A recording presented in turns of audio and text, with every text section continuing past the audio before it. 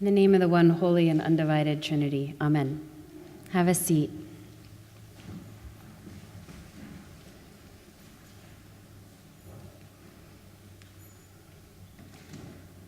Having loved his own who were in the world, he loved them until the end.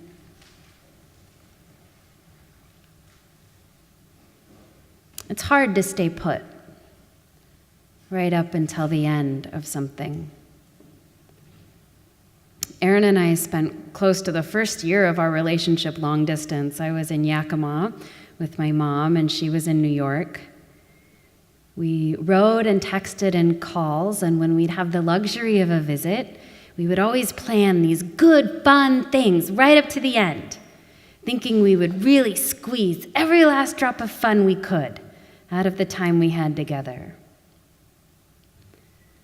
But what inevitably would happen would be that the day before we would realize that we were about to be parted and that it was going to hurt and it'd be a long time before we'd see each other, and no matter how nice or fancy or special that last meal was, we would eventually just sink into a little bit of silence and have another drink and smile at each other, half nice and half sick and sad.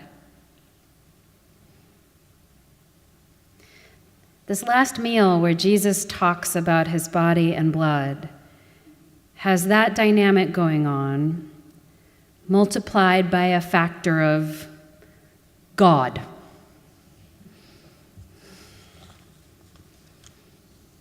It's hard to love all the way through the end. But it's what Jesus does on this night.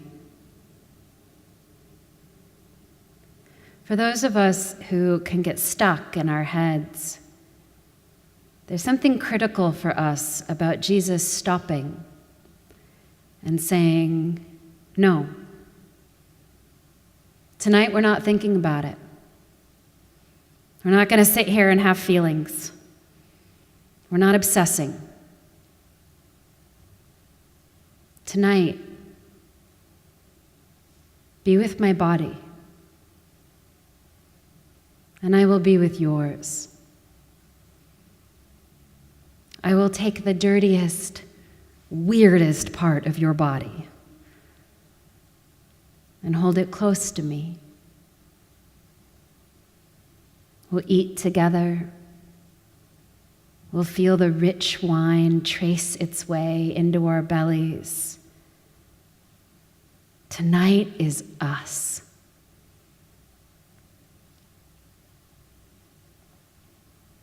Jesus never gets to be in that exact body again. This is the body he moved through the world with. It's the body that gave him the scent of the desert after a brief, hard rain. The smell of love perfume poured out for him. The taste of charred flatbread. The feeling of wood being shaped under his hands. The weight of the beloved disciple's head on his chest. The sound of Peter's hard, choking laughter a few beers in after a long day's walk. On his last night with his friends, he wasn't about to waste it, overthinking or moaning or praying or begging. On his last night with his friends, he said, eat, drink. Let me intoxicate you one last time. Put me in your body so that I can never really leave. I become part of you.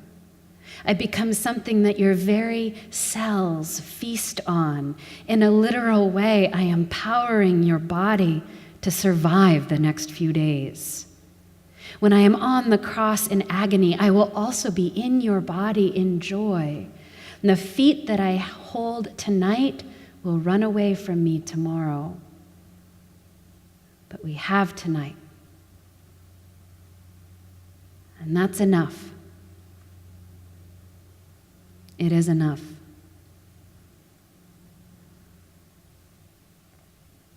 When he says, "This is my body," he means all of it. The bread, yes, and his actual body. And if this sounds too intimate and too close and somehow too romantic, good. Propriety is not what's on offer tonight. It is hard to imagine an offering more intimate than God inviting us to drink his very blood.